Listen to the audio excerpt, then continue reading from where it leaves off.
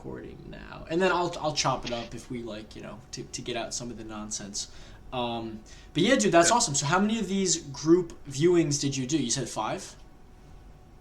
So I did. I do group viewings all the time with different people. Yeah. But 2 official group views. One is for a person. I literally turned down the job. I said I can't provide you the information you need, but I want to do it anyways. And I actually took it to a bunch of people, and it was fantastic. It was wonderful. Can you The give other any group view again. information about why you turned it Uh, down, or what sort of target it was, or who was tasking? so I'm on Fiverr, and I have people contact me all the time for jobs, and I kind of take an initial glance at it, and if I don't feel I can provide enough information for them, if they want it documented, formatted, and clear, well, Sure. I mean, I can't do that.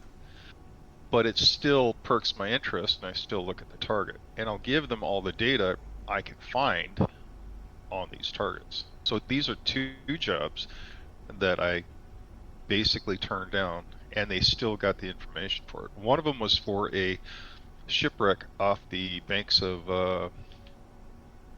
I think it was South Carolina. A Spanish galleon went down, or a vessel went down that had doubloons and other gold pieces on it. So And they were like a treasure that, hunter? yes, Okay. I actually hooked up with the treasure hunt. It was actually fascinating because not only did I call out a bunch of the details, the people that I was working with, right out of the get-go, they called out that 1, it was a shipwreck, 2, there was people involved, and just so many facets. It was I can't present it to the public because this is a private. Sure. Yeah, it's a private thing, and they don't want the site being overrun with treasure hunters, which, because of the amount of treasure there, they would definitely overrun it. You don't have to give any And specific details about you. I'm just curious. What is the market for remote viewing labor look like? Like, how much are people willing to pay for something like this? I have no clue. I offer my services for $30 for a quick look, and $1,000 for a big project. Hmm. The sky's the limit for me, but I'm told that that's too little, so I don't know what the market is. If That's somebody had a interesting. real project, like something they really were interested in, and they want a lot of detail on it, then hey, it's just charged by the hour, no problem. Hmm. But uh, I enjoy doing this for my benefit as well, so I'm not really worried about the money. What, for just training purposes, or you find it interesting? Exactly, training purposes. So the 2 targets that I was telling you about, I didn't charge for them because I didn't feel I could provide a service, Hmm. but I did them because for training and to do group views, I thought they were just fantastic, and they were absolutely. Oh my God, I wish I could show you the final video. You're planning to But the release target those? was uh, 4 of the 5 are on my YouTube video. Nice. So if you go to my YouTube link, you can actually see 4 of the 5. What is The it, just for last the one people is listening? What's your YouTube? the YouTube is Screaming Into the Night. Okay. I'll link it The too. Yeah, the 4 videos are they'll have 83921728. It'll be part 1, part 3. Uh, I can't remember what the other 2 are, Hmm. but it's dealing with 83921728. Gotcha. Something else I want to ask you, because you're, very into the operational side of things, is when you are doing remote viewing and you're getting paid to do it, or potentially you're doing associative remote viewing, if you've done that before, do you see any degradation in your results when you're viewing something like that, or do you have the same accuracy as practice targets? My accuracy is all over the chart. I can be absolutely spot on 1 minute, and then the next minute I am absolutely terrible. There's no rhyme or reason.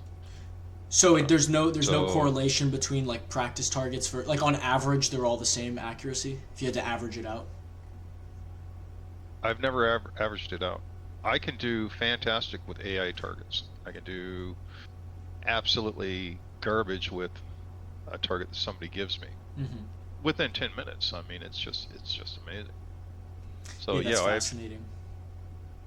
I haven't correlated why I tend to be all over the map. So Yeah, the reason I ask is because there's like, there's a good amount of people that report that they have phenomenal results in practice, and then when they go to operationalize it in, like, specifically they say a financial regard, like doing ARV for, like, sports betting or something like that, then their accuracy goes down a lot. And I'm very interested in that hypothesis, and it's something that I'm going to test and measure scientifically. But, I'm just interested in kind of getting more anecdotal opinions and experiences from, seasoned viewers. the fascinating thing was we did an ARV on a football game, and the football game was I can't remember who the teams were. There were two targets. One of them was overlooking or a roundabout in France, and the other one I can't remember what the other target was. And each target represented a win or a loss, just a simple win or loss. Sure. We called out, three of us called out the same target, and our details were very, very good on the target, that the roundabout. And the day of the football game, I'm scrambling around and we're looking, and we are confident this is the right target. This is the win. The football team is going to win. Everything's going to be great. On that day, the quarterback hurt his leg, or maybe on the game before, the quarterback hurt his leg and we didn't know about it. And for whatever reason, that team lost. And it was like, okay, three of us accurately hit they were going to win ARV. So I don't understand how we can see this as a win, yet in reality it came out as a loss. I don't understand ARV well enough to understand why three of us failed. Is that like an outlier, or has that happened to you multiple times? Oh, ARV is hit and miss. I just don't understand ARV. We can see the right target for a yes or no question accurately. We can see this target beautifully, but it'll turn out to be the wrong target. So That's so weird. But I need to know why we are seeing the wrong target accurately. And I don't mean accurately, I mean like spelling out the target, the color, the shape, the feel, the texture, everything down to almost describing it word by word. You're getting feedback after, right? Like, of the correct target? No, I mean, I don't normally get feedback. On the football game I did, but on most ARV I don't get a lot of feedback because I don't ask for it. Do you think that could have something to do with it? You think feedback might help? No, I don't. I'm wondering if we need to take further steps in the future to verify that this particular target matches exactly, and we need to have a point in time and space where the target picture is displayed. I think there needs to be an action. I was reading somewhere that somebody would have an action associated with an ARV target. So I would like to try where one person actually has to do something and do an action as well as display the picture, maybe jump up and down with the picture. So it's kind of like another form of feedback. Yes, exactly. Have more than just the picture as feedback. It's funny. So I had a conversation. Are you familiar with the viewer Craig Signals? Not really sure. I don't think so. Yeah, so he's like he does a lot of viewings on Social RV, and he's got some great hits, and he's on Reddit a little bit. So that's actually something. So me and him got in the conversation of displacement being an issue, and what he said helped him with that is literally basically performing some sort of a mental action to try to place a mental landmark when he was going to be given the correct target feedback. That way he doesn't get displaced with other targets, because he's literally got a point in his mind, like almost it's signifying what the correct target is, and then it's kind of putting up a mental marker of where it is. That would actually be really cool, because then I would have a place and a time to go look at whatever this mental marker is. So yeah,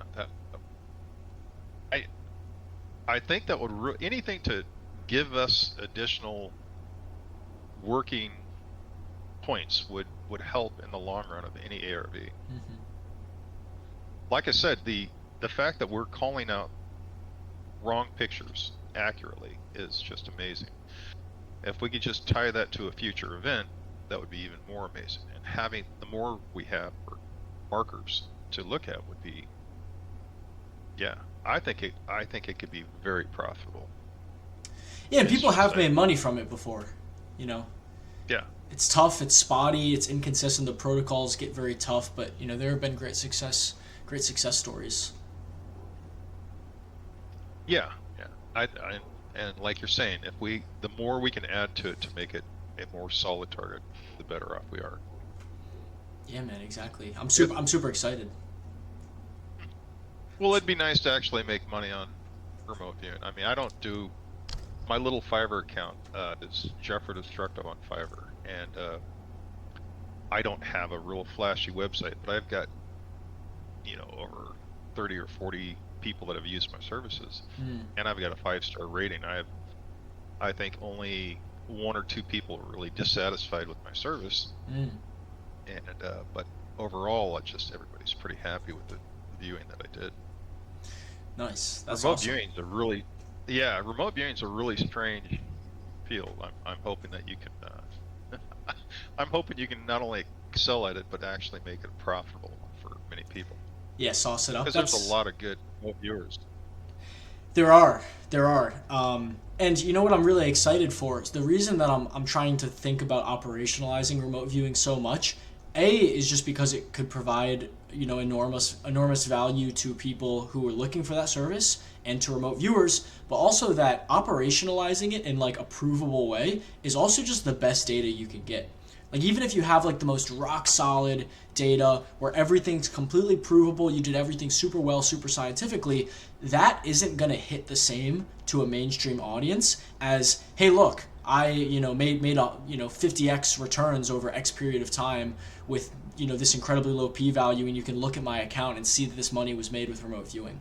So Right. yeah, from a research point of view, like it's just the best in my opinion. It is. And having, like you say, having the data on hand to do that. Well, and then once you have the data on hand, you can also see where it needs to be fleshed out and actually it too. Yeah, yeah, exactly. So, Nice, man. Nice. I don't know what else is going on in Jeff's world. What's going on with you, oh, man? Anything else?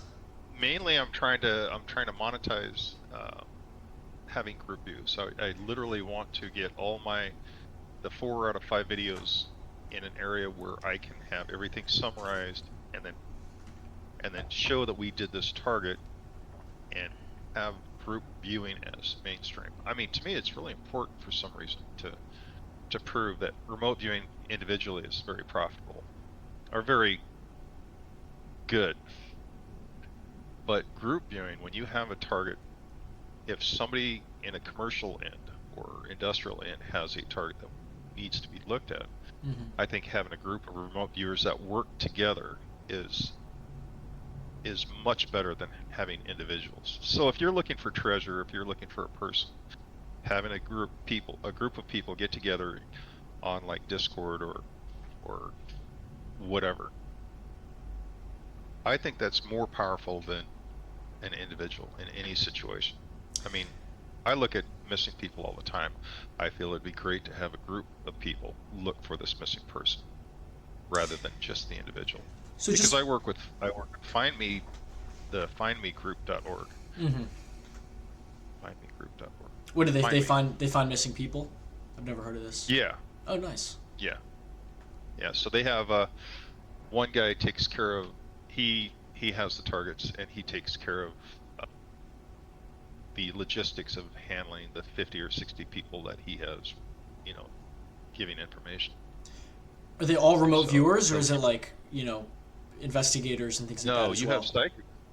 Yeah, investigators and psychics and stuff. So Mm. it's kind of cool. And so 2 or 3 times a month, I'll get a name and some basic information, and then it's my job to provide as much information as possible. On the last one, I couldn't figure out I couldn't figure out, I'm looking at this person, but I don't see an incident. I don't see anything. But I see a grocery store with 3 people. Why am I looking at a grocery? Well, it turned out the guy was alive. He wasn't dead. He was just, at somebody's house. Mm. So it's really interesting to see the different people. It's really sad when you find the people and they're Mm. no longer among the living, but I mean, Mm. I have a but question it's for really you. cool. I want to go back to something that you spoke about before. So just to clarify for the people listening, when you're talking about how optimistic you are and how important you think that group viewings are you talking about um, are you talking about collaborative group viewings where the viewers are all talking to each other as they're going through it, or are you talking about blind viewings where you just have separate viewers view the same target, not in communication with each other, and then aggregate the results and try to pick out patterns? No, I'm talking about having a group of people, all interacting. Now, the problem with the group of people all interacting is one of the things it tends to do is it tends to paint a picture in everybody's mind. Now, if you have a group of remote viewers that can actually overlook that aspect where your opinion versus somebody else's opinion or vision, I mean, you're adding to the pot rather than trying to take what he has and make it yours. You know what I mean? So a group view can be very constructive, but it can also, if you're not working well together, it can also be, lead you off on the wrong target. Yeah, But I've found 9 times out of 10, it works fantastic. I think I've heard you mention that before. When we were speaking, where it's like the relationship and how comfortable the viewers are with each other matters a ton. Do you have any hypothesis as to why that is? Yeah, we all work off each other's energy. So if somebody's really excited about a particular aspect, you can feel the excitement. You don't know what the aspect is they're excited about, but you can feel that energy. The energy that you feel now is going to make you a little bit more energized. And it's kind of like a feedback loop. It's a it's an energy that will be picked up, redistributed, and worked up until you have this great big ball of I'm so excited and I don't know why, Mm. but we're going to work with it. And it works well, very well with the group. And that's where the you have to be comfortable with each other comes in. Yeah, that's fascinating. I'm, Um, I'm very interested to see where you go with this, and I want to watch some of those viewings. And I'll link it, of course, to everyone listening to this. Something else I want to ask you about, and I try to ask all the viewers who I talk to about this, is just your methodology. Like, can you, I guess, give me some information about, let's say you are doing an individual viewing session. Do you have some sort of a ritual you do beforehand? Do you do a cool down? What does your protocol look like? Kind of how does that whole thing work with you? so according to the professionals, you're supposed to have 30 minutes meditation. You're supposed to have a quiet room. You're supposed to have all these things laid out. You're supposed to have time to yourself. Well, I'm against that. I want to be able to walk into my office, sit down, spit out as much data as possible, and walk away. Anywhere, anytime, any place. That's my motto. Because I feel that remote viewing is actually ingrained into us, part of our DNA. So I have no ritual other than I got music going in my headsets, or I have lowered breathing and lowered heart rate. Those two things I feel produce the most interesting data. Do But you no meditation, no long-term stuff. do you have a specific type of music that you listen to? I ask you this for a reason. Or is it just I whatever you feel like like? no, I like Moby, Whispering Winds. I like Viking music. I like What's that? death metal, Viking music. Yeah. Um, that is basically. Do you want to play some? Oh no, no, I'm trying to get back to my main screen because I got about 5 or 6 different authors that are really good.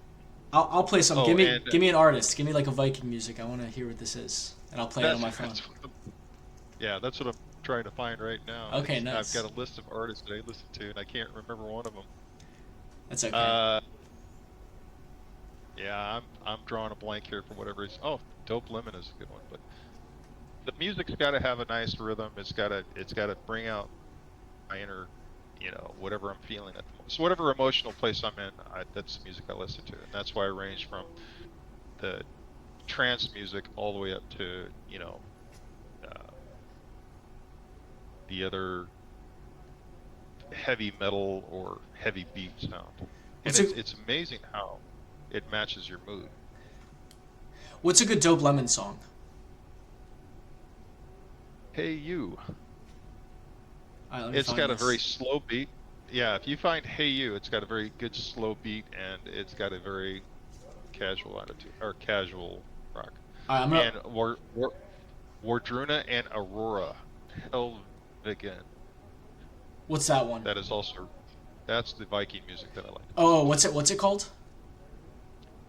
Hel Hel Wardruna and Aurora. And the song is called Helvigen. Okay, I think I found it. Held. Yeah, Uh, Helvigen. all of these song titles seem not to be in English. Sorry, held again. Helvegen, Helvegen, Wardruna Okay, and Aurora. I'm Helvegen. having a hard time spelling these because it's not like English words. All right, I'm gonna play this real quick.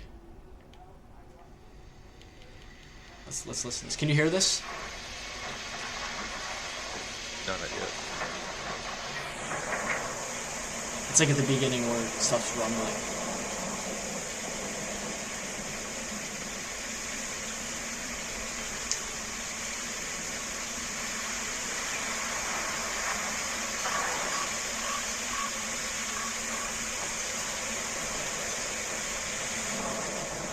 It sounds like a storm right now. I don't know if you can hear that.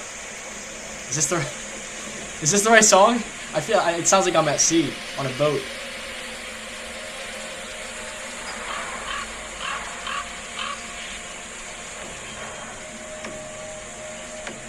There's like wind chimes going off.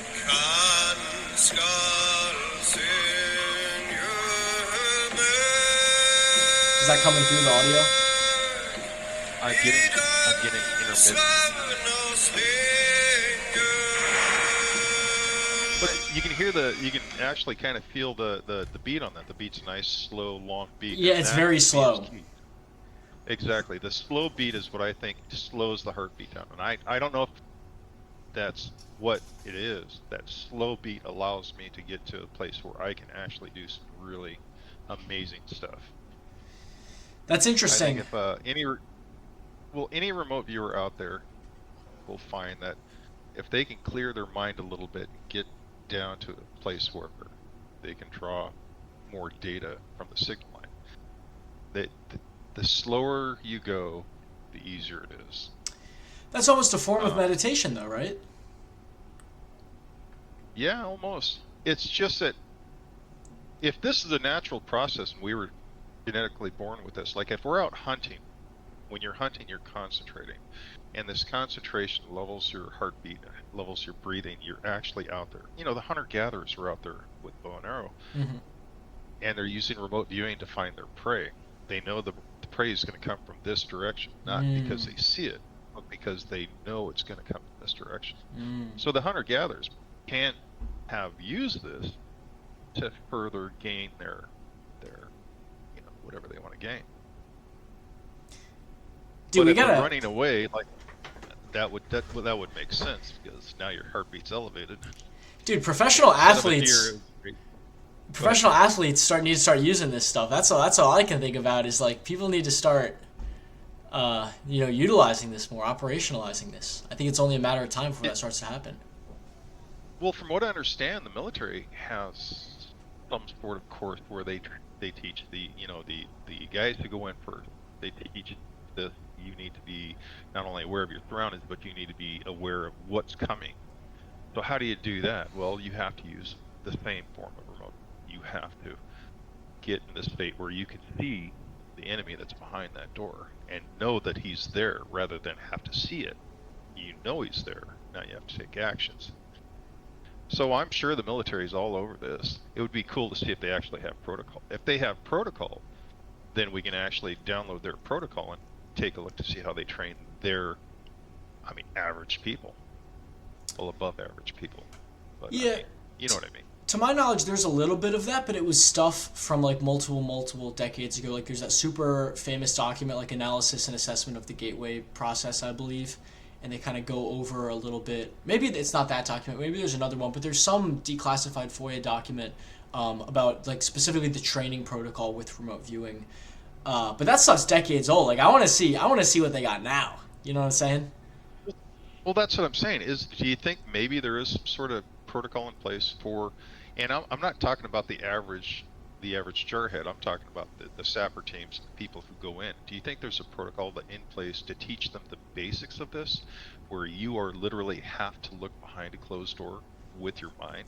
I mean, if for military aspect alone, for being able to have somebody who can do this and be confident that yes or no, this would be an absolutely fantastic for, small groups. And I'm just wondering if there is a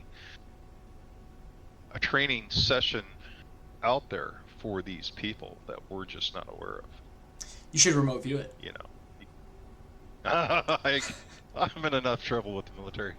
You are? What's going on? They're not happy with you? Well, I'm not sure. I don't know. I just know that I go places I shouldn't, and I look at things that I probably should be looking at. How And do I you talk to people that I'm How do you know? definitely not supposed to. How do I know? Yeah, how do you know it's you're not supposed to be there? Just the nature of it?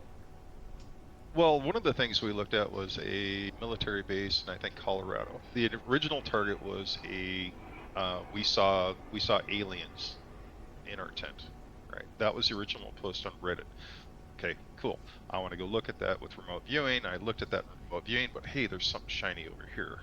So I went and looked at the something shiny over here. And what I saw was, when you look at in a suburban area, when you look at before the houses go up in a suburban area, they lay the road, right?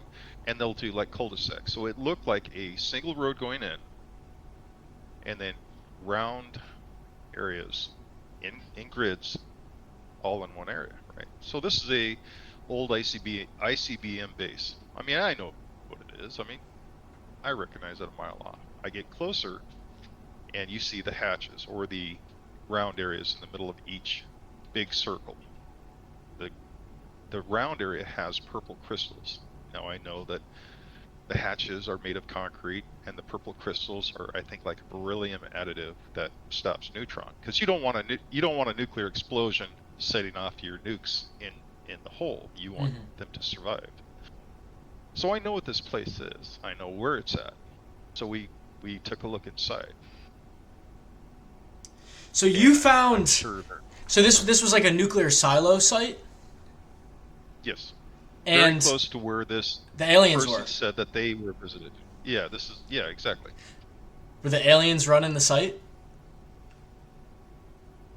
It was an interesting place. Oh, why you can't answer that, huh?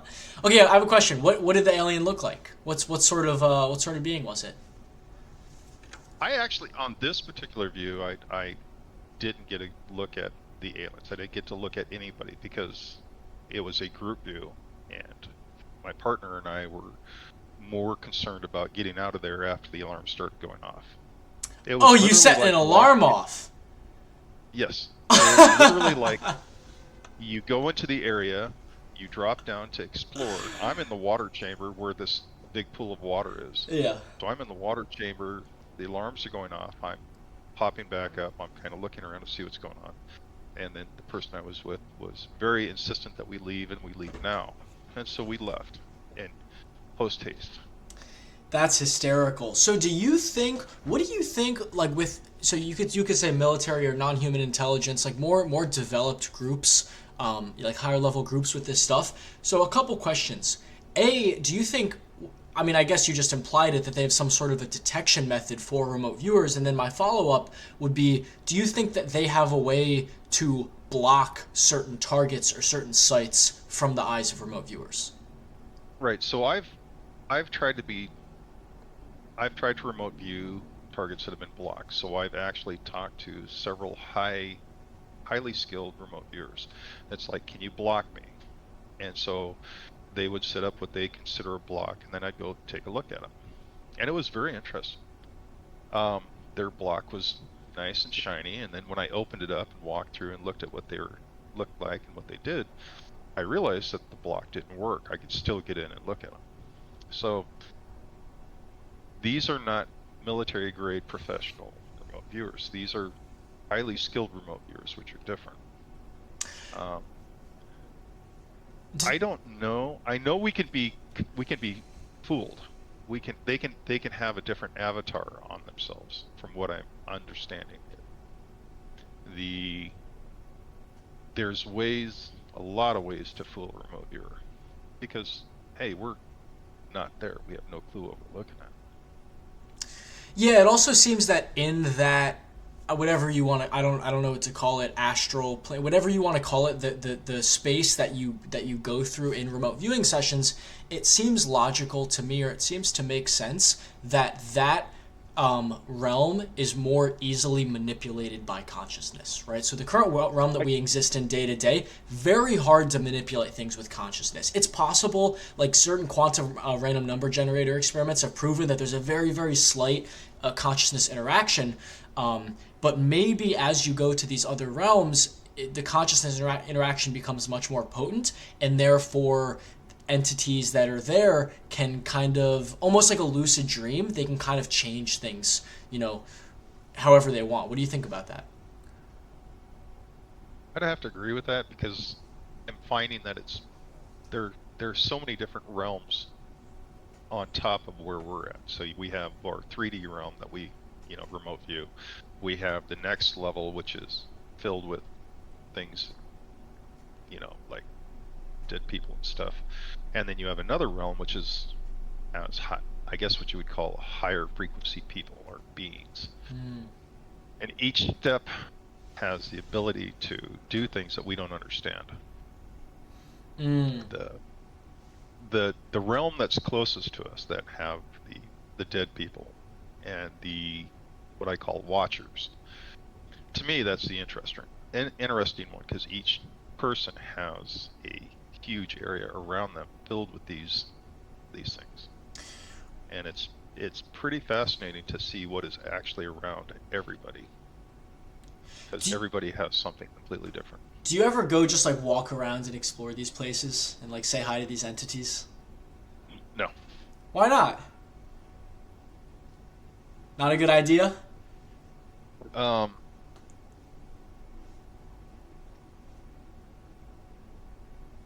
I'm sure that some of the good entities are good, and I'm sure that I would be safe considering well, I can't be sure, but the ones that I've seen and have associated or have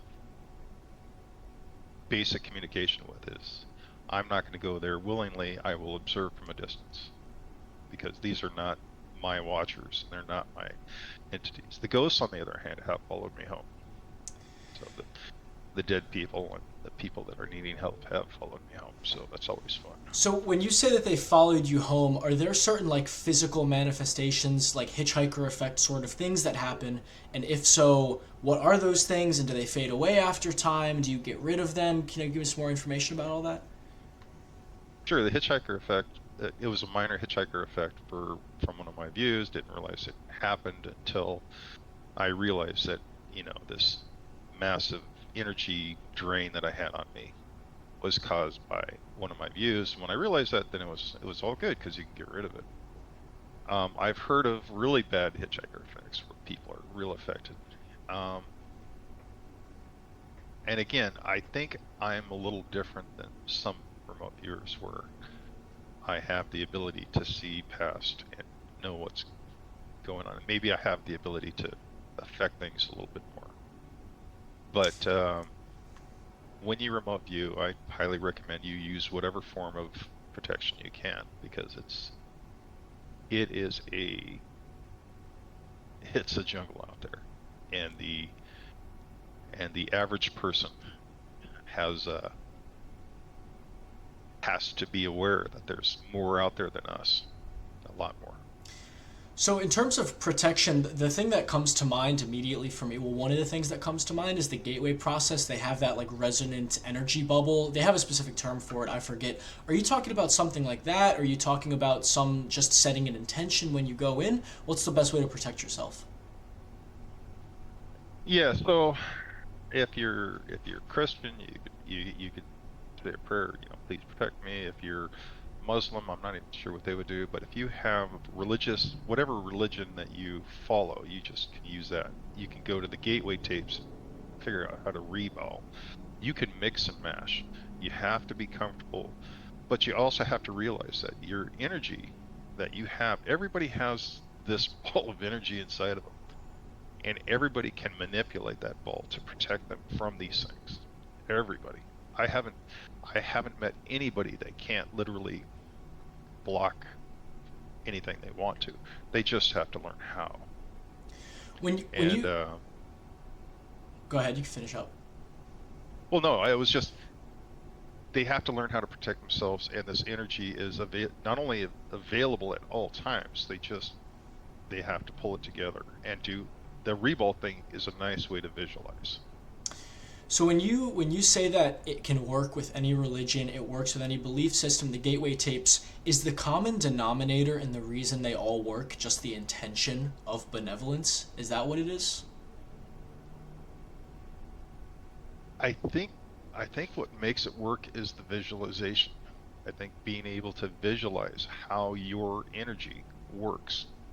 I mean, the religious aspect will give you a visualization of you're sending up a prayer and you're hoping that this blessing will come down. So now you have this blessing from above, wonderful, and it'll cover you. If you can visualize that and visualize this energy around you using the reball, I mean, that's like a win-win. You'd actually see this energy coming from above and the glow surrounding this ball that you formed around you. You would have like a magic shield, and it would help a lot. Yeah, it's a beautiful Um, experience. I recommend anyone listening who hasn't done the gateway tapes to do them. Even if you don't believe in this stuff or you don't determine that there's a high enough quality of evidence for you to believe in it, if you just go into it and just attempt it, even if you don't believe it's real, I mean, believing it's real helps, but there is just a beautiful thing about it. It's a beautiful experience. It's almost psychedelic in a way, and it's very fascinating. It'll change your perspective. So I recommend the gateway tapes are phenomenal. well, the whole aspect with this energy draining side, the bad side that you need this ball for, is it's amazing to have to to know that they feed off of these things will feed off your energy and it will drain you, and that's part of the hitchhiker effect. The other part of the hitchhiker effect, of course, is when you're bringing home the bad entities or whatever from, like the what was that ranch where they were complaining about that? The Supposedly, Uinta Basin, Skinwalker Ranch.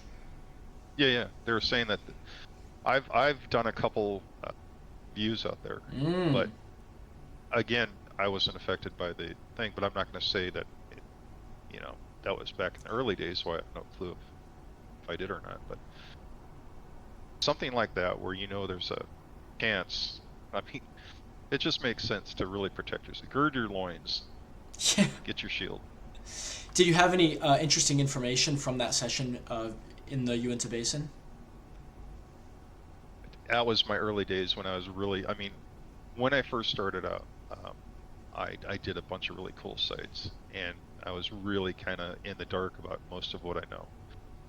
Um, so I wish I could go back and have somebody blind target me on that one. That would be really cool. I'm actually looking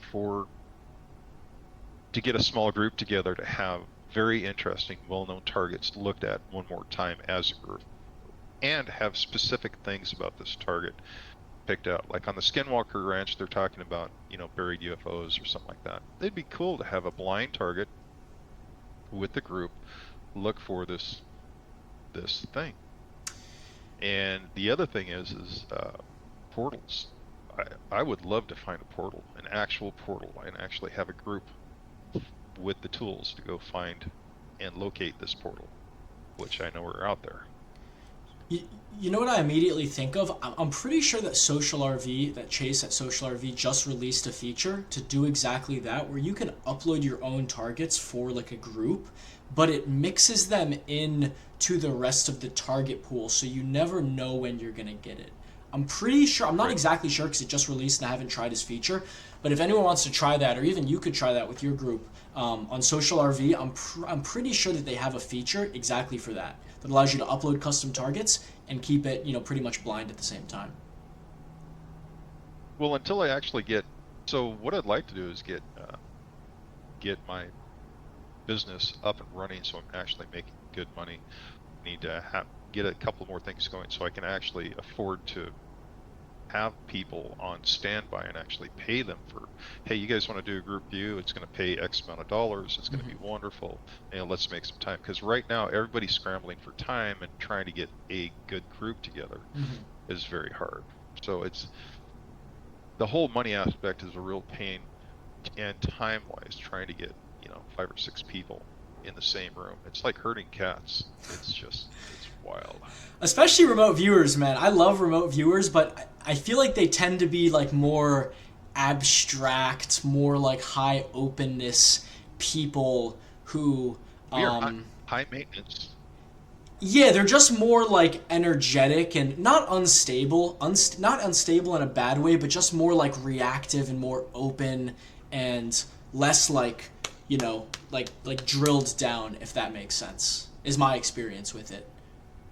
The other thing you need to notice about most good remote viewers is they're artistic, and they Mm. have an artistic flair. So something about them has this particular uh, drive that allows them to do this. And it's amazing because I do body scans too. I actually watch what part of the brain will energize and how much if they're psychic, if they're using got good cross connection, so they can actually work well. Mm-hmm. So watching a remote viewer or a psychic person use their skills, you can actually see how it flows out, and it's really fascinating to watch in real time somebody doing remote viewing or meditating or anything. So you're just a human One of EEG. Yeah, yeah, yeah. So one of That's one awesome. of my early mentors had me do aura views on people, and he wanted me to look at what's happening now, what's happening now, what's happening. And so he did a series of tests, and it was so much fun. And I tried to follow along doing my remote view aura thing to see how his or hers aura changed according to what they were doing. Wow, And I that's thought fascinating. I that didn't was even know you could really do well, it was, that. oh yeah, I'm not just a remote viewer. I'm a whole mess of different skills. Nice. And body scans and aura views is just, which actually comes in handy when you're looking for a body, right? So if I'm looking for a dead person and the dead person has, multiple broken limbs, they're lying at an angle, I can see the angle they're lying at, and I can see the condition of the body, and Wow. yeah, no, the heart's not beating. So it's actually really handy. Could you theoretically use that to spot like physical diseases? Yeah, I do it all the time, Have you ever like correctly diagnosed someone? Be like, yo, you need to go get a scan or something. all the time. In fact, Really? I've called out blood diseases. I've called out, uh, what do they call it when your fat content in your blood is up? It's the Your like triglycerides, cholesterol. yeah. Somebody had a real issue in it's like this fat content. So I'm looking at their blood and I'm trying to figure out what is wrong. There's something wrong with their blood. It's like, dude, there's something wrong with your blood, and it was either blood pressure. It was triglyceride. It was something to do with the fat content in the blood. You Yeah. had something's going on. Yeah. Anyways, a couple weeks later, they contacted me and said, yeah, they went to the doctor, and sure enough, he was just through the roof. Is that a part But of I your miss a lot. business? No, no, I don't think you could do that legally. If I Um. put a if I put a disclaimer out Oh, there that you're said I am right. not You affected, can't. yeah, You can't tell people. You're actually completely correct. You can't do that. I'm pretty sure you can't do that. Wow, that's I fascinating. will see. I was doing. There's a $500 $500,000 challenge where you can show your ESP or psychic skills, right? And I figured, hey, great, I could do this live to whoever they choose, and I could tell this group of judges exactly what's wrong with this person. I, cheesy, easy. You find me 5 people, line them up, and I will tell you every ailment that they have, and I will do it accurately. I'll get at least 80 to 90% of the ailments, even old broken bones or shin concussions or stub toe. They didn't let me do that. Instead, they wanted me to do Zener cards because it's more convenient. And I'm like, okay. So I tried the Zener cards and I failed miserably. I picked the cards, you know, I picked the card, but it turned out every card I picked was the card after they picked it. So I did great for picking the future cards, but I did absolute crap for the test, and I failed miserably. It was cool, but I mean, I failed miserably. That's very interesting, Jeff. I have a question. You don't have to do this if you want, but I want to offer it to you. So I'm an athlete. Like I train a little bit, and I have like sometimes I have minor injuries. Would you be willing right now for me to write down what's wrong with me on a piece of paper, do a body scan, and test it out? You don't have to if you don't want to. I just think it'd be interesting. Well, I'll tell you what. If you want, after the podcast, I'll do a YouTube video with you, and Perfect. we'll do it live. Yeah. Let's do it. Let's do it. That's awesome. Yeah, we'll do that, and then maybe we can snip it in. I'm very interested. I want to see because it's always stuff like this. Like when you hear about it, and I tell this to people all the time. When you hear about remote viewing successes, or even when you see statistics, that's one thing. There's almost a level of like disconnect or a level of separation where it doesn't fully blow your mind. But when someone does something that directly involves you and you know for a fact there's no way they could have known personally, to me that's the most mind-blowing thing. So I always love having viewers like blow my mind and do things like that. It fascinates me so much. Well, my favorite was I'm remote viewing. Somebody off Reddit wanted me to remote view their room, right? And they thought it'd be cool for me to go to where they're at, take a look at their room. So I'm looking at this bedroom, and I'm describing this back patio window that's by this bed. I'm looking at everything, and I look back at the bed, and there's a little drawer underneath the bed, and I'm asking this person. It's like in text chat. It's like, okay, I see this, I see this, I see this, but what is that little drawer by your bed, underneath your bed? And what are these little white packages underneath your bed? You found their ketamine underneath your bed. And so now he's writing back. He's like, oh my god, you gotta stop looking at me. I'm like, oh my god. He's like, you found my ketamine. Yeah, his nose candy and his gun was Oh, over there. that's so really funny. But that was probably my favorite. It was just a random person. I do a lot of random people off of Reddit. In fact, a lot of my targets are from Reddit. Really? That's so funny. Yeah, it's a lot of fun. Yeah, actually this happened somewhat recently where I consider this guy my spiritual mentor, and I had a really, really profound, I guess you call it synchronicity or like powerful psychic experience that involved him. And I was telling him, I'm like, dude, you just blew my mind. Like, you just, the fact that you just did that, like, absolutely, I don't have to get into exactly what it is. It's a long story. But I was like, you just blew my mind. Like, this is crazy. And he apologized. He's like, yeah, sorry, I don't mean to scare you. I've just been very receptive recently. And then he was like, I promise I won't spy on you. It's funny. That's what that reminded me of, because it's like, that's a thing that people don't quite understand, that that's one of the consequences of remote viewing, is like privacy kind of doesn't exist. And I honestly think that that's largely a good thing for humanity long term, because how are you going to steal from someone and hide it if they can like remote view you stealing it? I haven't fully thought through the moral implications, but that I do think that that's one of the consequences, and it's really something to think about. So when I'm in a group of on Discord, if I'm in a group of people and they're all talking, I can actually sit back and I can kind of get a feel for everybody. And I try very hard not to dive into what I'm seeing, but it's nice to actually, you have this image just start coming to you.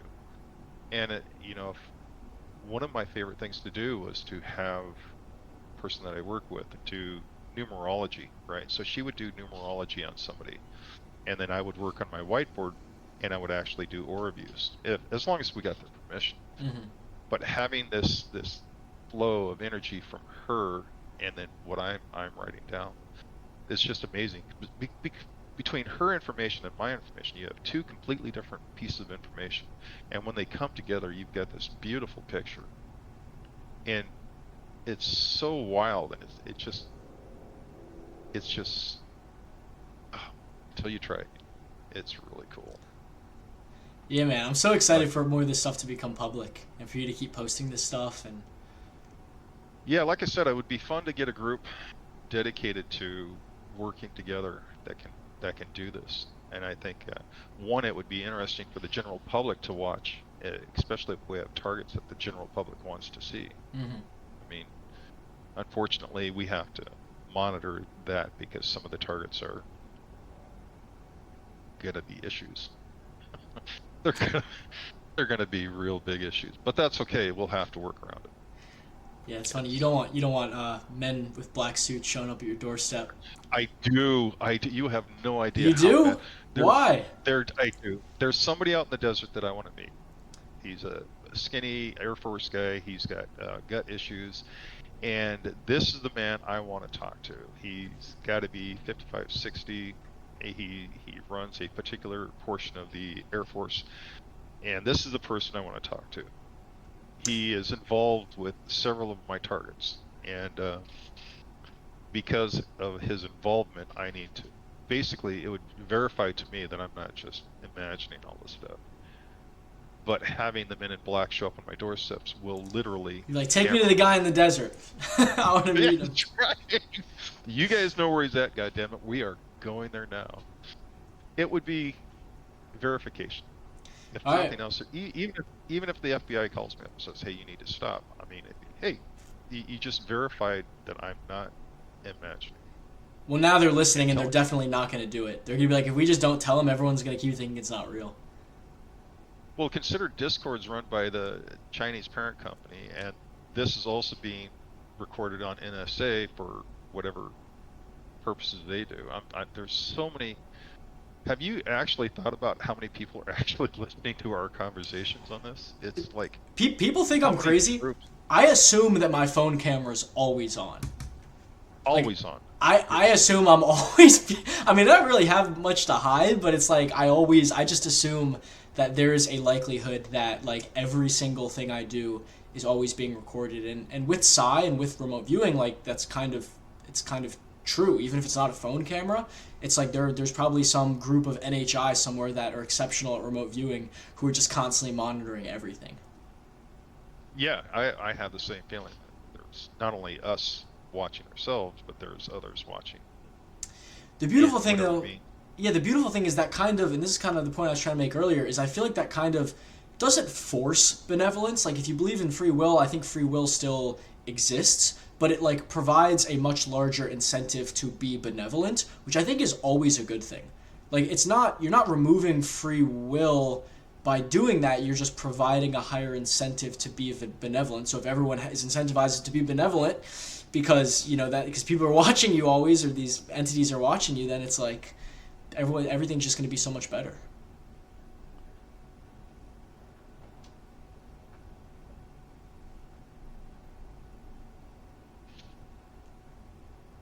I got multiple theories on that. One of them is the group of entities that runs one side of the. You have factions, so I Of mean, course.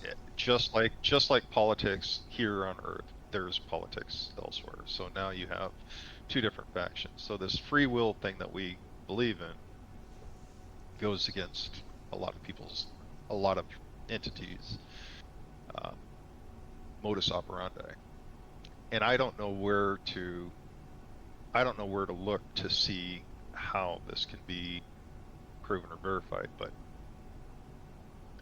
we have a choice to grow. And I think if we grow and figure out how this is all working out, we can actually make the right choice if free will is actually real. But I can't the whole free will concept is really hard. It is Especially hard. if you've got a group. If you've got a group that can actually look back through time and see you, I mean, where does free will come into play? I mean, it's no longer free will if you've got a group that can actually affect things in the past. So, I don't Nice, know. man. I think I think that's a if you don't have anything else to say, I think that's a good place to wrap up. Leave the viewers with a little bit something to chew on. I like that.